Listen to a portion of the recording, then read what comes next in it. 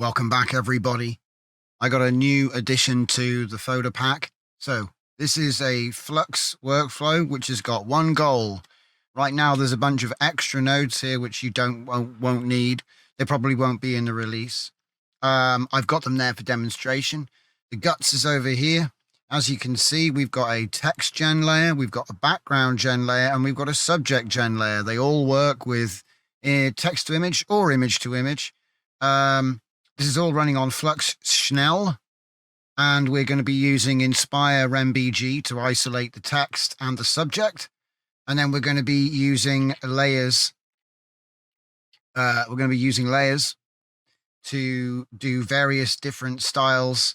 And also we're going to be using offset to do various different jigging around of said text. Okay, so I think you can see that there, right? Now, it's all done by prompt, but you can use image to image if you want to spend some time or already have a background or a character that you'd prefer.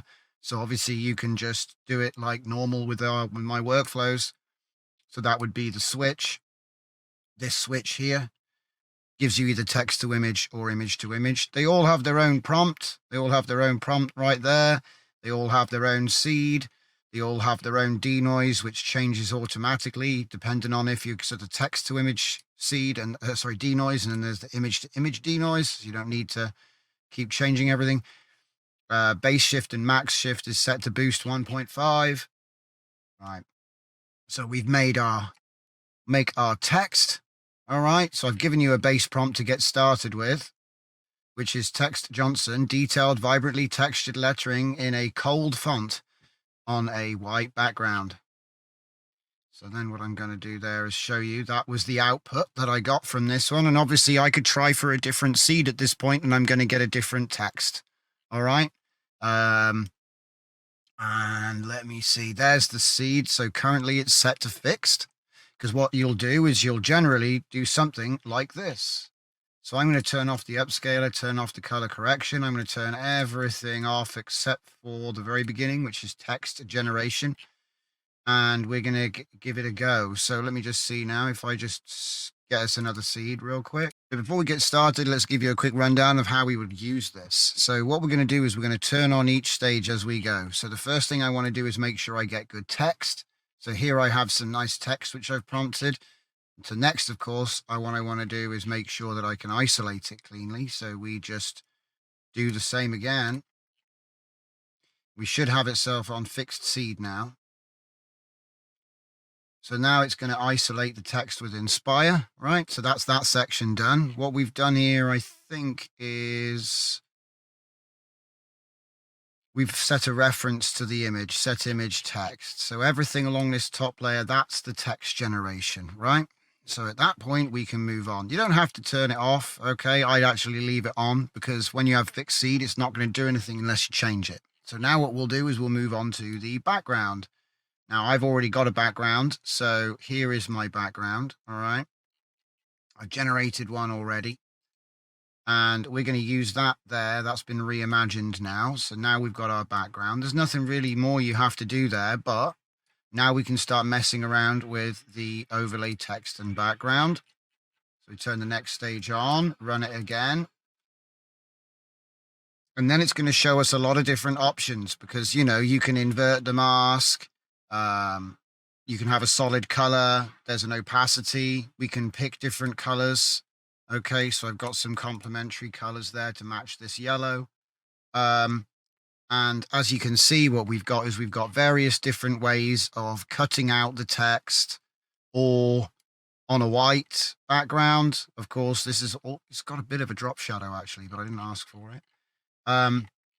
And then we've obviously got the actual background with just solid text. And then we have the actual generated font over the top of the image. And then lastly, what I've done is I've shown you how you can adjust the offset of both the image and the mask for the text, so that we can push this around. You've also got scale options in here. So for this one, I've made it slightly larger and higher. And for this one, I've made it slightly smaller and lower. And you can also see that because I used a different input image, right? This one uses adjusted 1. which is this one. And this one uses adjusted to, which is this one. I think I'm, no, I think that's right. Anyway, if you examine the way it's hooked up here, you'll be able to see. So it's like you get to choose which style you actually want. So obviously I'm going with the text over the image for this example. But like I said, you can obviously do that one too. So moving on to the next stage, now we have to make our subject. Now, again, I made it earlier, but I'm still going to do it. So the prompt which I used here was an illustration of a futuristic city. That was this one just here. And then the prompt I'm using here is jubilant anime woman with red hair and cosmic blue eyes, posing for the camera, wearing black, sneaking suit, diffuse light. We've used the same model shift and everything everywhere. Okay. And right now it's obviously set up at 1:1. I am using a single aspect ratio commander, which is at the very top here. So I prefer to keep everything the same. So if you want portrait or landscape, put it in here. It also stops you from having weird, because I like to also offer the option to have it match the image. But if I'm being honest, a lot of the time you have like 1 pixel off a perfect ratio will make a bad image. So it's like, it's always worth doing a crop, even if it's just 1 pixel. Just make sure they divide by 64. If the resolutions, if the width and height divide by 64, that's a great start. If the total is 1024 by 1024 equal to, then that's even better. And that's all my aspect ratio is doing, guys. So it just makes it I can't be bothered to do the math. That's why I made it, because I'm lazy. Okay. So we've made our background, right? So we've made our background and we've done our initial blend, right? And we've got basically, you can see how this is going to work. We're going to generate text, then we do loads of masking tricks, and then we can do XY offset and scale to push it around and have it in different places. Okay. So right now we're on 1:1. So let's take a quick look at this subject, Jen. Obviously, what I've done is I've just pulled in one of my images, which I made in Flux in the previous video, or maybe I think in V3 or V4. We did a lot of anime stuff. So what I'm going to do is, there we go. We've generated our woman. In fact, you know what? Just for the sake of it, let's change it to a different woman. So let's go with, I want to get something which is sort of like a similar, that could work. Yeah, that could work. Right. Okay. So she's technically facing the other way. So, in a perfect world, I might have flipped it, but we can adjust everything. So it's fine. So obviously we'll give it a blast. It's going to render that one for me, an image to image. Bang, done. So now we've got our image redrawn. So all I've got to do now is go back up to the top, and you can just have everything switched on, by the way. I'm just doing this to demonstrate how everything works. So then we get down to the RemBG for the subject. So now we can check it, because obviously you don't want to do a fully automated process and then see that it doesn't actually work, right? So there we go. We've got our isolated subject now. And so then we can turn on the next stage. It's all in order. The height of the groups is what determines the order. So that's why they're not like, they're kind of all staggered, so that you get it in the right order here. So we're going to do subject and comp. So I hope you can see the process here. We make the text, we cut the text out, we make the background, we combine that to make a new background image with the text. We then generate our foreground character, or whatever it is we want to put in front. It could be anything. We then RemBG that too in the same way. We then overlay and combine, and then finally, we then overlay and combine. But I've got more stuff. So in fact, we'll just turn them both on for now, because we're basically done with the demo. So here we go. And so this is what it looked like when we combine the character with the text, which is a cutout with a solid background. And like I said, these are great for making thumbnails, it's logos and posters and things. This is excellent. Obviously, I've chosen to go with the cutout.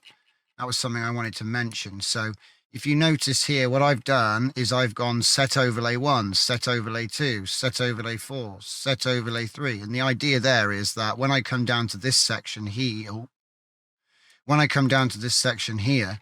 see in the top left, everything is pulling in overlay 1. So let's say I wanted to do overlay 2. I just change it to overlay 2, and now it's going to give me the next style. I'll change it to overlay 3. Now it's going to give me the next style. Change it to overlay 4 and the next style. So this one has the actual like 3D text that it generated. Okay, now I prefer the first one, but I've also got it over here. So over here, what we've done is we've done overlay 2 for this one. And as you can see, we've jiggery poked her. The logo is higher and the scale is smaller. And then for this one, the scale is larger and we've put the text and, you know, she's over on the other side. So what I'm saying is by altering the X and Y, so obviously 100 went down on the Y. Okay. And then for this one, 100 pushes to the right on the X. Yeah. So this is a little bit higher, a little bit higher, a little bit to the right, a little bit bigger. This, and then the other one was a little bit smaller, a little bit lower. Okay. And then what you end up with is you end up with logo, which is a cutout of the real background with your character. Okay. Now, you know, the character right now is lit in purple. So what I might do is I might just pick, because we've got a complementary purple. I like to contrast it, to be honest, but if I just change that now and then run the whole thing, it's going to populate the whole lot into purple. There we go. There we go. And now, like I said, what we've got is we've got this sort of purple mood going on, right? But again, I would normally do something a bit more contrasting than that. And then also, obviously, we can generate new text, we can generate a new background, we can do a different character, and it's all just going to fill into place. Obviously, once we've finished, we could have these two images. Like I could take this image here, right? Let me just, where's my gallery? Is it going to be in there? No. Can we do it again? No. It's like, I've already made this. Okay, right. So what I'll do is I'll do that. No, I won't. No. Yeah. 101, 101. Just make sure they match if you do it. When you do your adjustments, the mask has to match the image. Otherwise, it'll all go horribly wrong. So what we do is we then take this image and drag it into the upscaler down bottom over here. So drag that in there. And then you're ready to upscale when you want to upscale. And so all I've got to do is go up to here, activate that, and that. So we'll do the color correction as well as soon as it's finished. It's probably going to do the color correction on this one for me first. I just wanted to show you those tools are still down there in the bottom. Okay, so like I say, once you've shoved your image into here, you've only got to worry about your seed, which should be fixed, the boost, which is up here. It's going to be using the same aspect ratio. So bear in mind, if you come in here with a portrait, when you have it set to landscape, it's going to do some cropping. I can give you an example of that. We'll do the first one. So yeah, the first one has been upscaled. It comes out looking like this. And then the color correction looks like that. So we have a color correction module at the end here. It's currently set to D-Log V3 on Filmic. So this is all looking great so far. So now with the upscaler off and with input 2 off, because I don't really think I need that one right now. Who cares? And then what we're going to do is we're going to put it onto instant. So I'm going to enable some random seeds wherever I can find them, because we're just going to let it go nuts. So let's just randomize that one. And then we can randomize the background as well. Let's see, randomize the background. And then we probably want to put the denoise up to like 0.35. So it's going to give us a bit more freedom there. And then we probably also want to put this one on back on randomize like that.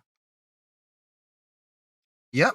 And so now it's going to be making completely different Johnson, completely different background. Oh, wait, maybe not actually. Maybe I need to. Oh, no. Yeah. The denoise is doing its job. So I'm going to make this preview a little bit larger because this thing's so fast.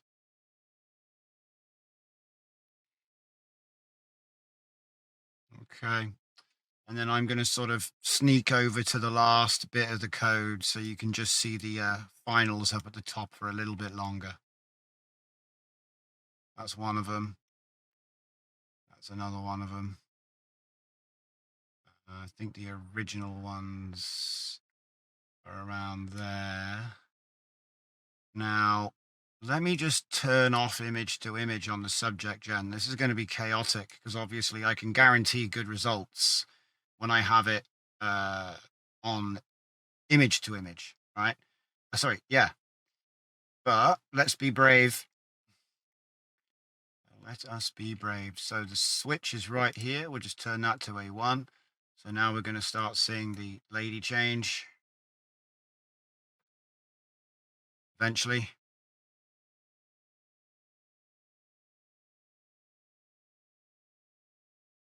He's thinking about it. There's so many images being made right now. Come on. Huh! Yeah, there we go. So it's changed it. That's good. It's a different character now. How that is going to work out when it does it all, mileage may vary, right? I think mine was more detailed, so I think I'm going to actually take the denoise down a bit. Where are we? Oh yeah, it's on text to image, isn't it? Okay, fine. So that would be actually my failure at prompting. My prompt is too simple. That's what's going on there. So we'll just let that one run. What else is going on? Yeah, of course. We could set the background generation to just use text to image as well. So we'll do that. Where are we? Yeah, there we go. And then also what we could do is we could put the aspect ratio to a 16:9. Now I'm going to stop it quick so that I can do that without it like making something ridiculous while I change it like that. And then we'll put it back on. And hopefully it did actually stop when I told it to. I bet it didn't. I bet it was still generating. So we're now waiting on the aspect ratio to change. There we go. We've got the new aspect ratio. Now, obviously, I can reduce the size down. I can make the text smaller, right? I could also put the text over the top rather than being underneath. We've got all these different options. And there's nothing to stop you from upscaling to full 1080p and then putting the text layer in. There's nothing wrong. All you got to do is reorder a couple of these modules and reconnect them. So off it goes. Can I get a rewind? There we go.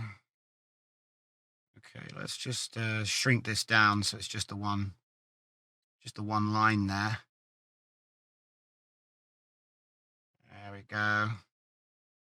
Okay, so now what I'm going to do is I'm going to tweak it because we're running on 16:9. What I probably want to do is adjust some things. So first thing I want to do, obviously 16:9 for the background is nice, but I reckon I'm going to just put it back to image to image. Oh wait, I don't know. Actually, the backgrounds are looking pretty good. They're not that bad. They're not bad. I'll leave them alone for now, and we'll just focus on the text layer. So the first thing, obviously, I want to do is adjust the scale and the crop and things like that. So that would be this section here. And these have to match. So like, for example, okay, if there's too much text, right? Maybe you want it in the middle. That's just going to be 0, 0. Okay, because that's what it's already on here. See what I mean? So maybe I want it at the top and to the left and a little bit smaller, right? So we're going to go 0.9 and then we're going to quickly try and get 0.9. In fact, maybe Maybe 0.7 actually. Let's go 0.7. 0.7, 0.7. It's already quite high up. It might need to get higher still. And then I reckon probably minus 250. Minus 100. Minus 100. You've got to sort of tweak it. That's why there's so many previews. So that should make it go up and to the left. Hopefully. Okay. And then that one's going to come out as adjusted 1. What's it complaining about? Is it complaining about something? Not a number. Oh, great. It's going to crash. Okay. Oh my God, these derpy anime girls. Let me just put Thora back on because so I'm going to put image to image back on. I am going to increase the boost on the character though, because I think that I think we can do well there, and we'll increase a 0.2 there. There we go. Okay. Oh, sugar. How do I even have the base higher than the sugars? Okay. Also, she's being cut off. So what I would do is say keep proportion and see how it plays me there. Just got to keep tweaking those options, boys. And girls. So I also think that the purple is becoming overpowering for me now. So I'm going to put it back to that lovely yellow color. There we go. Right, now this is, whoa, it's doing some crazy stuff. Was it me, or was it splitting the images up? But like I said, the reason I've included all of these extra setups, you only actually need one. You only need the last one, which includes the offset if you need them. All the rest here are demos to show how you could set your workflow up to get a desired effect. Ultimately, in the end, here we have our character, which has got a cutout of a scene. So, you know, I don't know what artwork you're working on, but this is an effect. Obviously, we could make this larger. So I'll give you an example. If I just go 50 and 75, and then I just change this to like 1. It's going to look bad while I'm moving it around, because you have to match 70, 50, 1. So wait, what? Did I just read out? Yeah, 75. I don't know why I didn't say 75, 50, and then 1. And that will update it, right? So,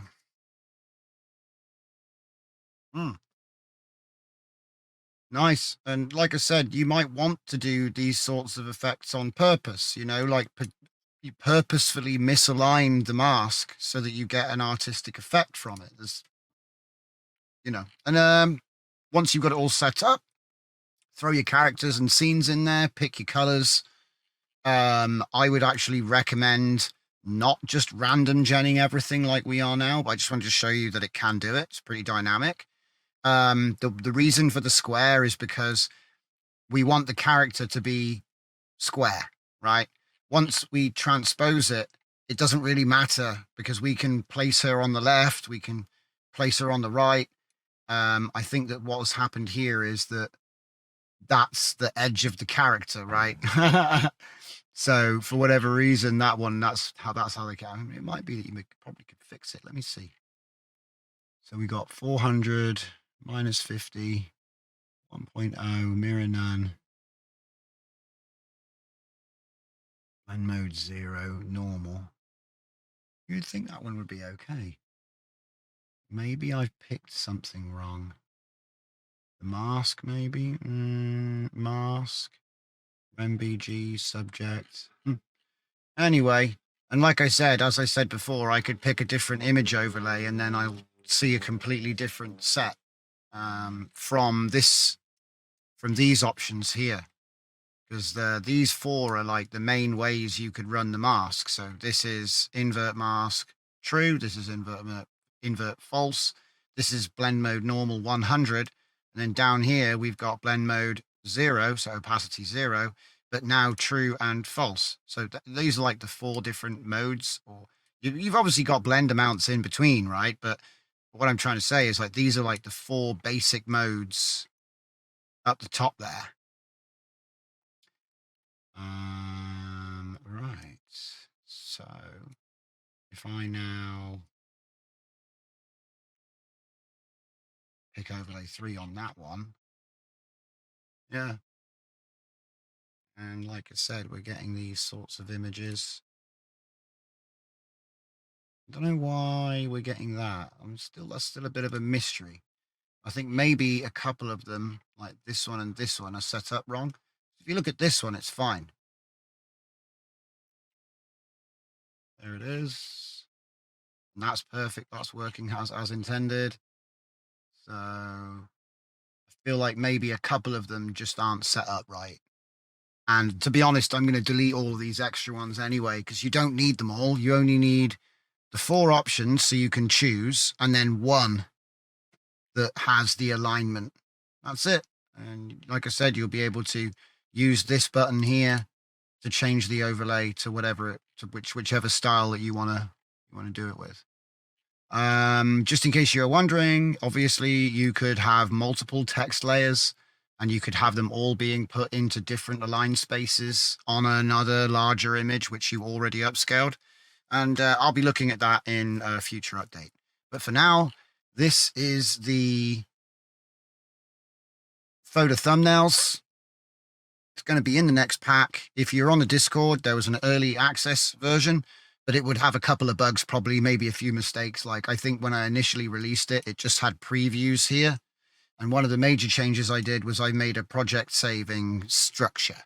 So if you put your project name in here, it's going to save all the images into a folder inside Comfy Output Foda. And then there will be a test folder. I'm sure of it. Thumb.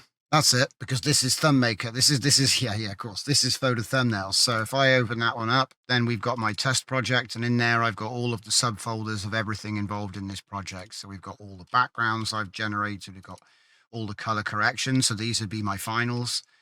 We've got just the text combines. We've got the text and just the characters. Obviously, I'm going to be reusing these again and again. Subject. We've got our subject, so that's exactly as it came out. And then the same with the text, that's exactly as it came out. And then finally, our upscale section, which only, again, has the best images. All right, so that's pretty much everything for that one. There's going to be more of these, like, specific task-based, like a task-focused workflow. When you get this, you're probably not going to see a whole lot. It's going to be a little bit simpler to understand. You're going to get the 4 here, possibly these 2, but there's only going to be 1 down the bottom because you really don't need to have all of these. Okay, probably maybe 2 positions so you could test 2 different XYs. Do you know what? I reckon that's what it is. I reckon I've gone off the edge of the screen. That's probably what it was. Yeah, it's where I've gone off the edge of the screen. Okay, so that's everything I got for you. Thanks for watching, everyone. I'll see you in the next one. So, memberships are here. I've added donator and member. The donator membership is just you want to support the channel, help us grow. Member, you're going to get some exclusive video access. And check out the join now button for more information.